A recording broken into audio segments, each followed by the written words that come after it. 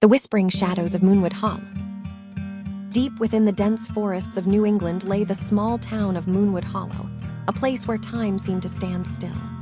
The air was thick with whispers and secrets long buried beneath layers of snow and time. It was early December, a time when the shadows stretched longer than they should, and every creaking floorboard in the old houses sent shivers down people's spines.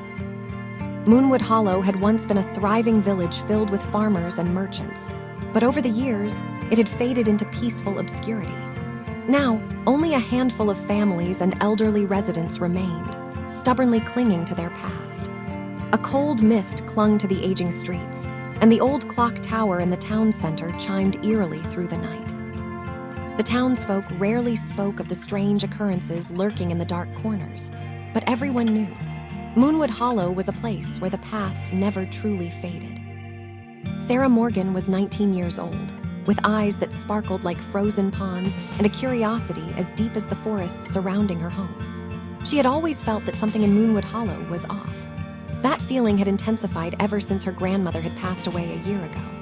Before her death, her grandmother had left her a peculiar journal, filled with writings about rituals and a mysterious cult. The pages were covered in strange symbols and dire warnings. "Beware the whispering shadows," the first page read. "They are only waiting to return." At first, Sarah ignored the journal, but lately she had felt something watching her, something lurking in the shadows. She sensed it when she walked alone at night, heard it in the soft sounds coming from the dark corners of the town. It was as if the shadows themselves had come to life and were waiting for her. Tom Harrison was 25, a reporter who had recently moved to Moonwood Hollow, drawn by its eerie, morbid charm and the hidden stories within. With a notebook in hand and a sharp eye for details, he was determined to uncover the truth behind the town's whispered legends. He had heard plenty of ghost stories before, but Moonwood Hollow was different. Here, he felt a presence that both intrigued and terrified him. Tom and Sarah met by chance at the local diner, where Sarah had brought her grandmother's journal. Tom immediately noticed the strange symbols on the cover and asked about them. Hesitantly, Sarah told him about her grandmother's warnings and her growing unease about the town. Tom's curiosity was piqued. "This could be a big story," he said. "Maybe we can figure out what's really going on." But before they could investigate further, they were warned. Mrs. Henderson, the owner of the diner, placed a trembling hand on Sarah's arm and whispered, "Child, leave it be. The shadows hear everything. They don't tolerate the curious." Old man Grayson, who had lived in Moonwood Hollow for decades, gave them a dark look. "The house by the forest's edge is no place for the living. Those who go there don't come back, at least not the same." But Sarah and Tom were undeterred. One evening, while searching through her grandmother's garden shed for old family photos, Sarah discovered a small, tarnished key stuck to the bottom drawer of a worm-eaten dresser. The key was engraved with the same strange symbols she had seen in the journal. Her grandmother had spent her life keeping dark forces at bay. She had known that the shadow cult had not been defeated, only contained. When Sarah told Tom, he immediately became alert. "This could be the key to something bigger," he said. "Maybe your grandmother knew more than she ever told you." Sarah hesitated. Her grandmother's journal was full of warnings about a house at the forest's edge, a place that had remained abandoned for over a century. The cult's ritual had failed back then, but no one knew why. Sarah discovered that an unknown outsider had sabotaged the ritual, but who and why? Perhaps her own family was more entwined with Moonwood Hollow's dark history than she had ever imagined. Together, Sarah and Tom decided to investigate the house. They prepared themselves, flashlights, an old knife from Sarah's house, and protective charms reconstructed from her grandmother's journal. As they approached the house, an unnatural cold seeped through their thick coats. The key fit perfectly into the rusted lock. Inside, the air was heavy with the scent of decay and mold. The walls were covered in symbols identical to those on the key. "This isn't just a house," Tom whispered. "It's a temple." Sarah and Tom ventured into the basement, their flashlight beams trembling against damp stone walls. The air was ice cold, thick with an oppressive silence. Then they heard it. A whisper. It was not a sound they recognized.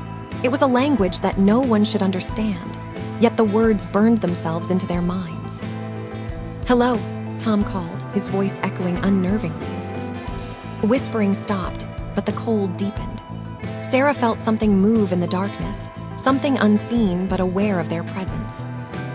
"Tom, we need to leave," Sarah whispered.